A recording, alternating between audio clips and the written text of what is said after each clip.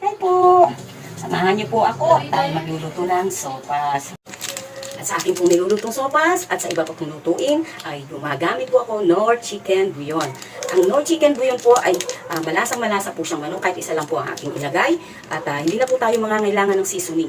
Kailangan lang po natin ng isang chicken bouillon ay solve na po ang ating pong lutuin. Sa pagluluto ko po, lagi po ako merong Alaska iba sa aking pong sopas at sa iba pa pong mga niluluto. Kagaya po ng aking negosyo, ginagamitan ko rin po siya ng Alaska, ang aking pong ice candy na napakasarap dahil ito po ay malinamnam at subok na po ng ating mga magulang. So, eto po, malapit na po ang ating naralapit na Pasko. So, eto na po, gamitin na po natin ito sa ating pong mga lutuin. At sa ating pong sopas, gumagamit po ako ng Royal. Royal na tradisyonal na po na ginamit ng ating mga ninuno at ating pong mga nanay. No? Sa ating pong nalalapit na Pasko, gumamit po tayo ng Royal na pang sopas o pang spaghetti or pang salad po. Garantisado po ito, masarap, hindi po siya mahirap lutuin at hindi po siya naglalagsa. Masarap na masarap po ang Royal. Samahan niyo po ako magluto at tikman na natin ang ating sopas. Ayan po. Siyempre po sa ating paggigisa ay bago po tayo maggisa, kailangan po muna natin gayatin ang lahat na dapat gayatin. Yung mga gulay po natin kagaya po ng bawang, sibuyas at nakikita nyo po may carrot po ako dyan at saka bell pepper. Naglalagay po talaga ako ng bell pepper sa ating pong sopas. Yan po ay authentic sopas, no po, kasi po sa panahon ngayon ng mga nagluluto ng sopas, hindi na po nila nilalagyan ng bell pepper at namamahalan po sila. Tandaan po natin, kung gusto po nating maging masarap ang ating mga lutuin, mag-e-effort po talaga tayo sa paggastos at sa pagluluto po talaga. Ayan, gayatin na po natin ang ating carrot. Ayan, tandaan po natin na mag-iingat po tayo sa paggagayat dahil matalas po ang ating mga kutsilyo, kasi ako po ugali ko po maghasa ng kutsilyo bago po siya gamitin. At yung gayat ko po ay maliliit na pa-slide, kasi po ang ating main dish ay elbow macaroni, maliit lang po, kaya maliliit lang po ang ating mga gulay. Ano po, importante po yan ang ating paggagayat po sa ating mga gulay ay ipaparis po natin sa ating main dish. Ano po, para po maganda pong tingnan. Yung pong kasing plating or presentation po ng ating niluluto ay malaking bagay po yan para makaakit po ng kakain, para makakain sila. Lalo na po yung mga bata, hindi po nila gusto yung mga malalaking gulay dahil ayaw nila ng gulay. So, paliitan po natin para makain nila. And then, meron na po tayong bell pepper. Hugasan po muna natin ang ating bell pepper bago po natin siya gayatin. Ano? Yan ay masarap po sa sopas ang ating bell pepper. Yan, sa traditional po na ginagamit po dati talaga ng ating. Kung gusto niyo pong maging masarap ang inyong sopas, lagyan niyo po ng bell pepper. Napakasarap po. At ayan po, bubuksan ko na po ang ating chicken bouillon, yung ating star ng sopas, at masarap din po yan, no? Isang piraso lang po niyan, talaga napapasarap niya po ang isang buong ulam, ano po? At hindi po ako gumagamit ng seasoning pag meron na po ako niyan.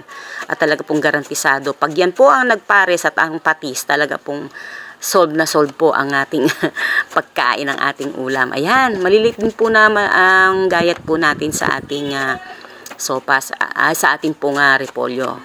Naglalagay po talaga ako ng maraming repolyo sa aking sopas dahil gustong gusto ko po talaga ng gulay. Oh. Ang sarap po kasi niyan sa sopas. Ano, naku, mapapatikim ko sana kayo niyan. Naku, ang sarap-sarap talaga niyan. Very authentic po yan. Yan po ang traditional na sopas ng ating. Gusto ko po kasi na maraming gulay sa aking sopas. Ano? Ganyan po ako kung magluto ng sopas. Maraming gulay po talaga. At masarap naman po kasi talaga. I-shred na po natin ang ating chicken, no? Himayin po natin, wag naman po masyadong maliliit, kasi pag masyado pong maliliit, madudurog na po yan, mapupunta na po lahat sa sabaw at wala na po tayo makakain na manok. Ilagay na rin po natin yung pong tinatawag na tendons, kasi pampalasa din po yan ng sabaw natin. Yung mga maliliit na ano po yan, kasi picho po yan so maliliit lang din po yung mga buto niyan. So pwede po nating ilagay sa ating pong sopas, no? Para po malasang malasa at malinamnam po ang ating sabaw na authentic na sopas. Ano po?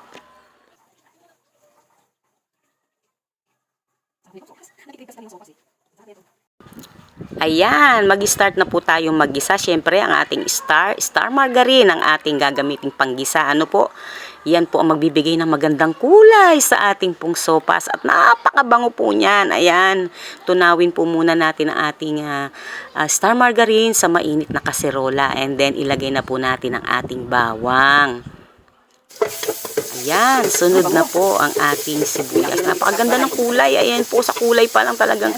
At saka ang bango-bango po niya, siguradong maaakit ang ating kapitbahay. Manghahaba po ang nguso nila. Napakabango na po. Sinasabi ko po sa inyo, napakasarap po ng sopas po talaga.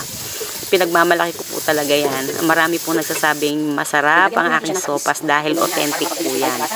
Yan ang aking patis na pampasarap. Hindi po ako nawawalan ng patis, ano. Talagang yan po ay kasama po sa aking kusina lagi. Lagay na po natin ang ating shredded chicken. Ayan. Ayan. Tingnan nyo po, hindi naman po siya durog. Ayan. Pag sumalok po kayo ng chicken ay makukuha po ninyo talaga yan. Ayan. Of course, paminta. Marami po ako maglagay ng paminta sa aking niluluto kasi gusto ko po yung lasa niya talaga na medyo maanghang-anghang na malinamnam. Yan po ang ano ng paminta, essence po ng paminta, no? Then ilagay na po natin yung pinaglagaan ng ating manok, no? Yung ating chicken broth. Ayan. Pampalasa din po yan. And then dagdagan po natin ng tubig sapagkat ang sopas po natin ay matubig talaga, kaya nga po sopas ay masabaw. Yan. At saka po kailangan po natin yan dahil magpapalambot po tayo ng ating elbow noodles. Ayan. Sige po. Yan. Yan. Lagay po natin ang ating chicken bouillon na pampalasa po ng ating. Ayan. Hintayin lamang po natin yung kumulo. Ano? At yan. Pwede na nating ilagay ang ating elbow macaroni na ating sopas. Palalambutin lamang po natin yan at hahaluin po natin occasionally, no, para hindi po siya dumikit. Atas yung ating Alaska evaporated milk. At haluin po natin. Ayan, napakaganda ng kulay. Hindi po ba kayo natatakam dyan? Ang sarap. Ang linamnam po kasi pagka Alaska, iba po ang nilagay natin. No? Hindi po talaga ako gumagamit ng ibang brand. Ayan, ilagay na po natin ang ating gulay, no? Kasi po, talagang ganyan po ako magluto. Sa huli ko po nilalagay ang aking mga gulay para hindi po sila ma-overcook, no?